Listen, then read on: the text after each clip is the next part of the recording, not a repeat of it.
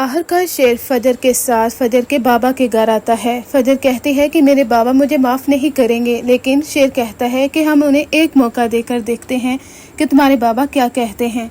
जब फजर शेर के साथ उनके दहलीज पर कदम रखती है तो उसके बाबा कहते हैं कि यहाँ से ही अपने कदमों को मोड़ लो फजर, तुम्हारे इस घर में कोई जगह नहीं है और किस तरह से, किस डिठाई से तुम हमारे ही दुश्मन को यहाँ पर लेकर आ चुकी हो। फजर कहती है कि बाबा, शेर हमारा दुश्मन नहीं है, लेकिन उसके बाबा कहते हैं कि वो हमारा दुश्मन है, हमारा दुश्मन ही रहेगा। ये लोग हमसे जमीन जीत गए, हम तो अपने बाप दादा की इज्जत का बरम नहीं रख सके फजर, और तुम कहती हो कि ये हमारा दुश्मन नहीं है। हमारी दहलीज पर ये तुम्हें छोड़ने के लिए आया था। इससे बड़ा गम और क्या हो सकता है कि दुश्मन ही हमारी बेटी को हमारी दहलीज पर छोड़ कर गए थे। हमारे लिए तो ये डूब मरने का मकाम था। फजर कहती है कि बाबा, मैं आपको सब कुछ समझाती हूँ, बाबा आप शेर को माफ कर दे, इसका कोई कसूर नहीं है।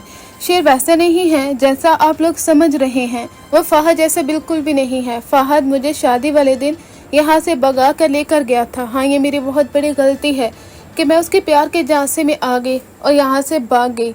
सारा कसूर तो मेरा था, किसी और का नहीं। लेकिन उसके बाबा उसे एक मौका भी नहीं देते और उसे धक्का देते हैं और वह जाकर टकराती है शेर के साथ। शेर उसे कहते हैं, क्या हो गया है आप सब लोगों को? इस तरह फजर पर आप ये जुल्म नहीं कर सकते। आपको अपनी बेटी की मोहब्बत नजर नहीं आती? क्या आपको इस बात का यकीन है कि आपकी बेटी ने किस तरह से अपने दुश्मन की हिफाजत की है? अपनी जान को खतरे में डालकर इसने मुझे प्रोटेक्ट किया है। लेकिन नहीं, आप इस चीज को समझ ही नहीं सकते, क्योंकि आपके सर पर सिर्फ और सिर्फ दुश्मनी का भूत सवार है और बदला लेने की गर्ज से आप अपनी बेटी को इस्तेमाल करना चाहते हैं। अपनी बेटी के हाथों को खून से रंग कर आप साबित क्या करना चाहते हैं?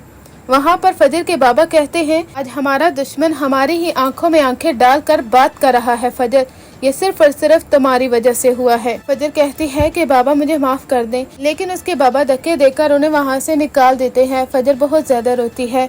शेर उससे तसल्ली देता है, वो उसे कहता है, क्या हो गया है फजर, हौसले से काम लो। जिस तरह से तुमने मुझे जिंदगी की एक नई उम्मीद दिलाई है ना, इसी तरह से ही तुम्हारी भी खुशियाँ मुंतजिर हैं। अच्छे वक्त का इंतजार करो, तुम्हारे बाबा को तुमसे मोहब्बत जरूर होगी। फजर के बाबा सिर्फ और सिर्फ जरदाद बेगम की बातों की वजह से इस हद तक दुश्मनी मोल ले चुके हैं कि उनके अंदर बदले की आग भड़क रही है। यहाँ तक उनकी बीवी कहती है कि लोग तो सौतेली बेटियों के साथ ऐसा सलूक नहीं करते जो आप अपनी सगी बेटी के साथ कर रहे हैं।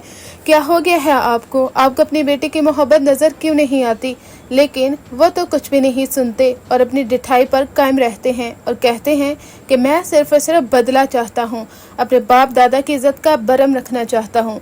लेकिन इसके बाबा को एहसास तो जरूर होगा कि उनकी बेटी हमेशा सच्चाई पर खड़ी रही है।